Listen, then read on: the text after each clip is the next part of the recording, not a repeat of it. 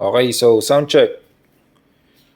Okay, so yung demonstration po natin dito is for ITE chip ng ating SIO programmer. Okay? So yung ating pong motherboard model ay ASUS X550LC.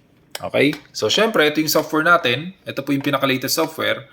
Okay? So kapag ITE chip po yung ating ipaprogram, kailangan po dito nakaselect sa ITE chip.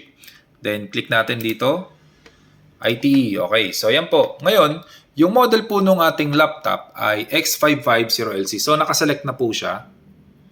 So ayan, nakaselect na. Ngayon, sir, ito, nakalagay dito, first contact, the programmer is the connected to the first contact of the motherboard. Ibig sabihin, sir, to cut the story short, kung ano po yung pin number 1 doon sa SIO programmer natin, which is, ito yun. Okay, so ito po yung number 1. Okay, yun din po dapat yung number 1 doon sa pinaka-laptop motherboard. Okay? So yan po. Ngayon, kapag naka-uncheck po yan, ibig sabihin, sir, ito number 1 po sa SIO programmer, pero yung ano naman, yung connector ay, yung number 1 dun sa motherboard ay nasa pin number 24. So sa madaling salita, naka-flip po yung ating cable. Okay? So yung motherboard po natin is 1:1. Ibig sabihin, sir, number 1 sa programmer, number 1 dun sa motherboard. So kaya po ganito yung position ng ating cable. So yung susunod na gagawin natin, kailangan natin i-select yung apply. Okay? So dapat lalabas tong ano na to, yan o, all settings are sent. Okay? So yung sunod naman, dapat po naka-ready yung ating po dapat yung ating cable. So hindi pwede yung AVR, hindi po pwedeng gamitin dito yung AVR as power supply ng laptop motherboard. Kailangan yung charger mismo nung ating laptop, okay? So anong sabi diyan? Okay, ito. Ikabit muna natin sa ano, sir?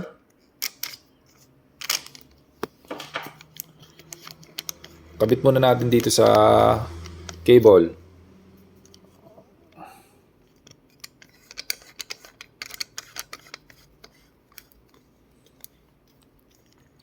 Okay, so paano po yung gagawin? Ito, sir.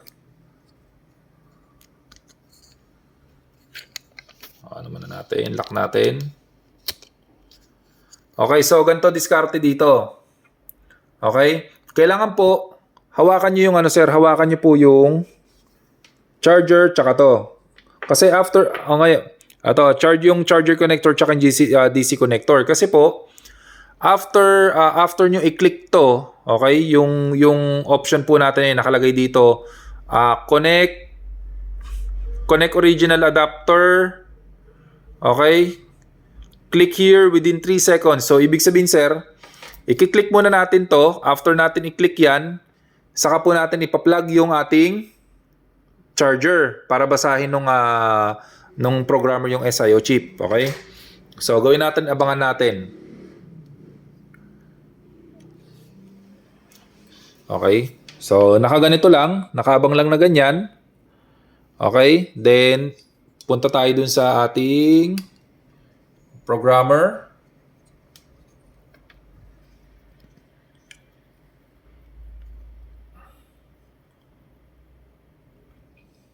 Okay? So, gagawin ko, pipindutin ko dito. Okay? Click. Tapos, insert agad dun sa charger. Okay, sir? So, ano sabi dito? Connect the adapter and continue. Receive IT. So, yan po. Ibig sabihin, sir, nagbabasa na po yung ating programmer. So, antayin lang po natin. So, binabasa niya na po yung binabasa niya na po yung ating okay. Ay, so actually nabasa na pala. Okay, so ito. Okay, so ito po, connect the adapter and continue. Receive ITE ID. So ito po yun. Ito na po yung ITE ID. So na-detect po kaagad ng programmer natin yung nakalagay na ITE chip. Okay? So after that, i-click po natin yung read. Okay, click natin read. So automatically, after po natin click yung read, magba-backup na po ng file yung ating SIO programmer. So, bahala po kayo kung anong gusto nyo backup, ITE, bin. Okay? So, after na po mag-backup, ayan. So, nagbabasa na siya.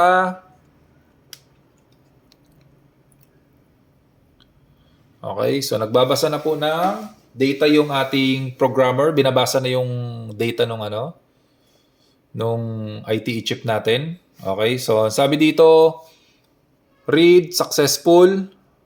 Okay? Ayan o. So, nakalagay dito, reading complete. So, after that, kailangan na po natin i-load yung bagong firmware kung ano man yung dinownload mo. Okay? So, hanap tayo dito ng gusto mong i-load. Bahala ka, sir, kung anong gusto mong i-load dito.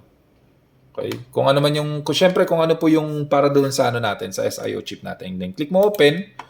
Then, automatically, after natin i-click yung open, magra-write na po yan. Okay? So, erasing muna.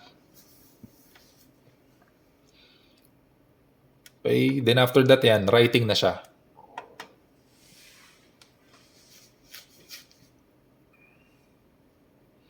Okay, so nasa 4%. Then habang nagra-write po yan, ayan. Pag tinignan nyo yung ating laptop motherboard, so nakailaw po siya ng green. Di ba? Okay, so 4%.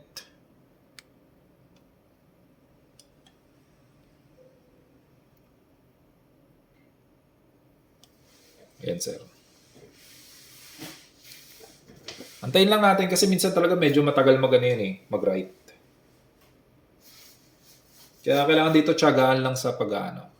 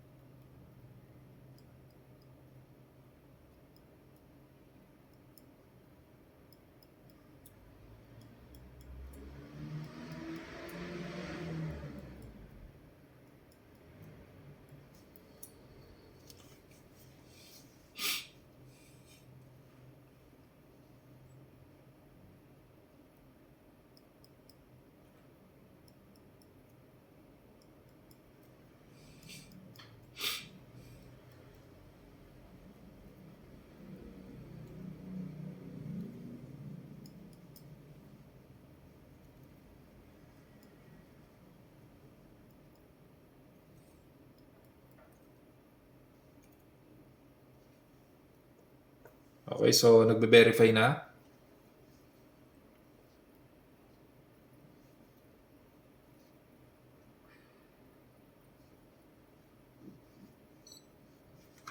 Okay, so after that, yan. The data is the same. So, verifying.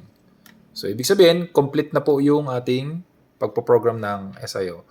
So, yan lang yung instruction sa paggamit ng SIO programmer natin. Okay, so may bago tayong software. Actually, ano naman yan parang pag may mga update, so lagi po nilang ina-update yan yung software.